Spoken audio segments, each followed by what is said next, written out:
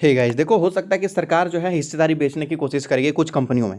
तो एक कंपनी ऐसा है जो लगभग पिछले बहुत दिनों से तो अपने लेवल के आसपास ही है और केवल 50 रुपए के आसपास देखने को मिल रहा है। तो बहुत बड़े बड़े प्लेयर आएंगे यहाँ पर, मतलब बिड लगाने के लिए, और मतलब जब ऑप्शन होगा तो बहुत बड़े बड़े लोग आएंगे और फिर इसका वैल्यू जो है बढ़ता हुआ नजर आएगा, क्योंकि एक सरकार से प्राइवेट के बीच में रिलेशनशिप बहुत अलग ही होता है। मैं आपको बता दूं कि अगर एक असेट है, मान लेते हैं सरकार की नज़र में, तो उसका वैल्यू अगर मान लेते हैं 10 लाख रुपए है, तो जो प्राइवेट सेक्टर है उसके नज़र में ये इसका वैल्यू पता कितना होता है? कम से कम तो 20 लाख से ज़्यादा होता है। 20 लाख से ज़्यादा होता है, क्योंकि यहाँ पर क्या होता है कि उतना ज़्यादा वैल्यू क्रिएट नहीं कर पाते हैं लोग। और यहाँ पर प्राइवेट में अगर आप देखोगे तो एक एक चीज़ों का हिसाब रखा जाता है। इस वजह से बड़े बड़े प्लेयर यहाँ पर आने वाले हैं।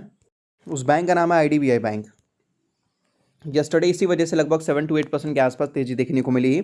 आज अगर मार्केट में, मतलब मार्केट में अगर वीकनेस रहती है तो ये स्टॉक्स भी मुझे लगता है थोड़ा बहुत अप डाउन करते हुए नजर आ सकता है। लेकिन फिर जिस दिन मैं आपको बोलूंगा कि सरकार ने हिस्सेदारी बेचने की पूरी प्लान बना ली और लगभग मतलब बिड लगाने के लिए लोग आ गए, तो ये स्टॉक्स मुझे लगता है कि 50 से 80 रुपये और 80 से 100 रुपये होने में मतलब बहुत ज़्यादा टाइम नहीं लगने वाला, बहुत ज़्यादा टाइम नहीं लगने वाला। वैसे भी देखोगे तो सरकार ने बहुत ज़्यादा जो है लॉस बेयर कर लिया है।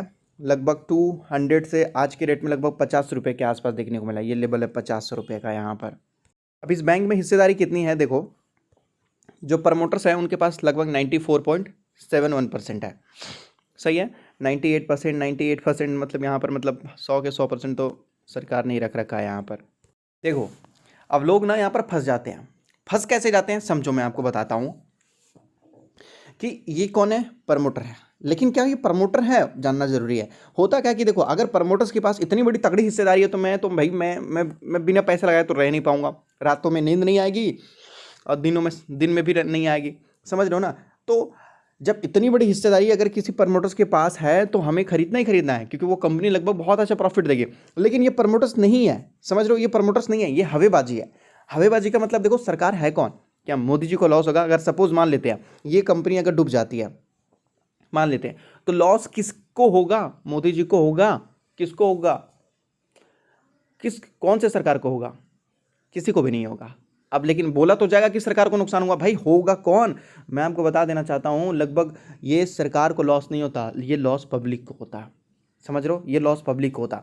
अगर कोई भी बिजनेस डूबता है जो गवर्नमेंट के पास है तो वो लॉस पब्लिक को होता है। अब पब्लिक सोचती है कि भाई ये तो प्रमोटर्स के पास हिस्सेदारी है, सरकार है, तो मैं आपको बोलूंगा कि सरकार है इस वजह से नहीं खरीदना है। क्योंकि मैं आपको बताऊंगा कि डूबते हुए कंपनी में और क्या करते हैं कि जो बच्ची कुछ जान होती है वो भी निकाल लेते हैं वो लोग। समझ रहे हो ना? और लगभग सस्ते सस्ते वैल्यू में निपटा देते हैं वो लोग।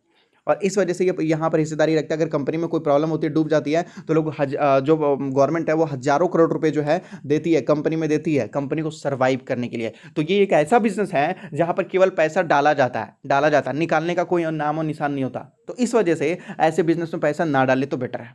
सही है ना? ना डाले तो बेटर है। इस वजह से पब्लिक यहाँ पर फंस जाती है कि भाई ये तो प्रमोटर्स है। तो इस वजह से मैं यहाँ पर, इसी वजह से गवर्नमेंट अपनी हिस्सेदारी बेचेगी। और ये जो आपको दिख रहा होगा 94%, ये बेच के मुझे लगता है कि 40% या 30% के आसपास लाने की कोशिश करेगी गवर्नमेंट।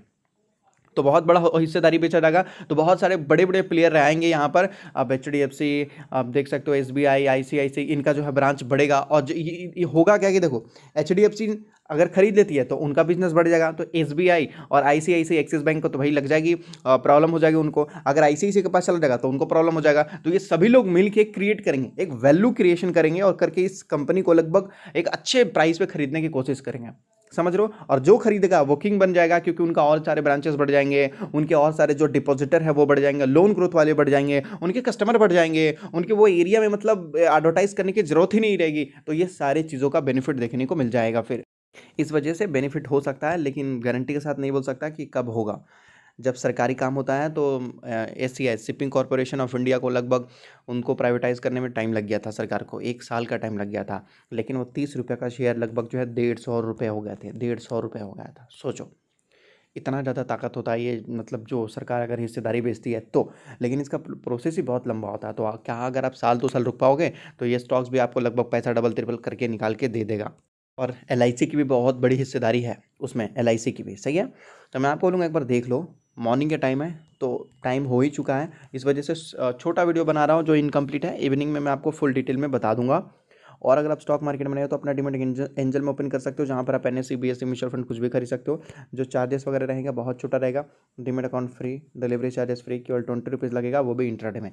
तो डिस्क्रिप्शन में लिंक है, मिनटों में जाकर अपना डीमैट अकाउंट वगैरह ओपन कर सकते हैं।